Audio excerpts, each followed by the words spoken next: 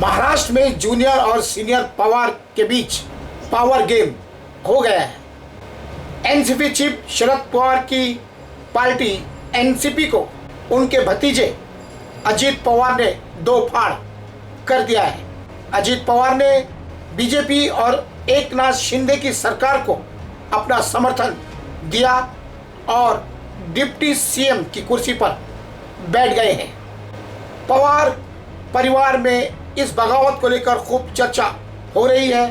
कहा जा रहा है कि ये कलह है और जो पहले से ही चल रही थी। अजित पवार ने विधायकों के साथ चाचा शरद पवार से बगावत कर दिए और अब एकनाथ शिंदे सरकार को समर्थन देकर वो महाराष्ट्र प्रदेश के न्यू डिप्टी सीएम बन गए हैं। राज्य भवन में अजित पवार ने डिप्टी सीएम की पद की शपथ ली।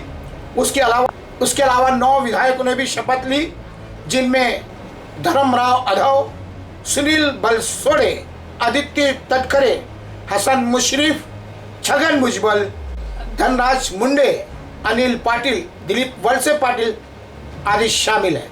महाराष्ट्र के मुख्यमंत्री एकनाथ शिंदे, डिप्टी सीएम देवेंद्र फडणवीस के साथ सभी मंत्री भी राज्य भवन में मौजूद थे। इसके अलावा एनसीपी नेता प्रफुल्ल पटेल राजभवन में मौजूद थे, जिन्हें शरद पवार का करीबी माना जाता रहा है।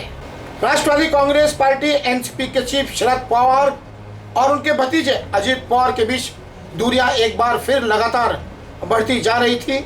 इस प्रकार का दावा सूत्रों द्वारा किया जा रहा था। महाराष्ट्र में एक बार फिर से काफी सियासी उथल पुथल देखने को मिल रहा है, जहां पर एनसीपी सुप्रीमो शरद पवार के भतीजे अजित पवार ने शिंदे सरकार में डिप्टी सीएम पद की शपथ ली। उसके साथ 9 और पार्टी विधायकों ने शिंदे सरकार में शामिल हुए।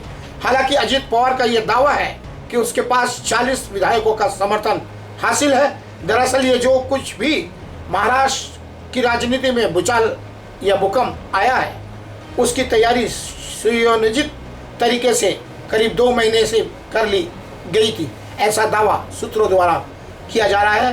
बताना चाहेंगे कि बीजेपी और एनसीपी के जितने भी करीबी लोग थे, उनको ये जानकारी थी। सीक्रेट मीटिंग हुई थी और वहीं खबरें आ रही थी कि कुछ ना कुछ तो बड़ा होने वाला है। 2 जुलाई को अजित पवार समेत 9 एनसीपी विधायक ने शिंदे फडणवीस सरकार में मंत्री पद की शपथ ली। इस दौरान शरद पवार ने इस बात के संकेत भी दिए हैं कि इस बात का विपक्षी एकजुटता पर कोई असर नहीं पड़ेगा। बता दें कि 2024 के लोकसभा चुनाव के लिए तमाम बड़े विपक्षी दल एक साथ आ रहे हैं। इनमें शरद पवार का नाम प्रमुख व सबसे बड़े नेताओं में शामिल है। शरद पवार ने बताया कि विपक्षी दलों की अगली बैठक बेंगलुरु में होने जा रही है, जिसमें तमाम बड़े नेता उपस्थित होंगे। यह बैठक 16 या 18 जुलाई के बीच कभी भी हो सकती है। एनसीपी नेता अजित पवार के विद्रोह से पार्टी में 2 फाड़ हो गए हैं। अपने समर्थकों विधायकों के साथ अजित पवार एकनाथ शिंदे मंत्रिमंडल में शामिल हो गए हैं। उनके साथ छगन भुजबल जैसे वरिष्ठ नेता भी शामिल हुए हैं। शरद पवार ने कहा कि उन्हें इस बात की जानकारी नहीं थी। बताना चाहें कि राष्ट्रवादी कांग्रेस पार्टी एनसीपी के चीफ शरद पवार और उनके भतीजे अजित पवार के बीच दूरियां एक बार फिर लगातार बढ़ती जा रही थी। इस प्रकार का दावा सूत्रों द्वारा किया जा रहा था। अजित पवार अपने 40 एमएलए के साथ जल्द ही कोई बड़ा कदम उठा सकते थे, इसकी संभावनाएं बन रही थी और ये तय था कि वो ज़रूर कुछ ना कुछ बड़ा कदम उठाएंगे। और वह कदम क्या होगा ये किसी को पता नहीं था, लेकिन अब जब स्थिति स्पष्ट हो गई है तो स्थिति सामने नजर आ रही है। एनसीपी नेता अजित पवार बीजेपी में शामिल होने की अटकलों के बीच में यह बात सामने आ रही है कि अजित पवार एक बार फिर से बीजेपी शिंदे के साथ मिलकर चुनाव लड़ने की तैयारी कर सकते हैं।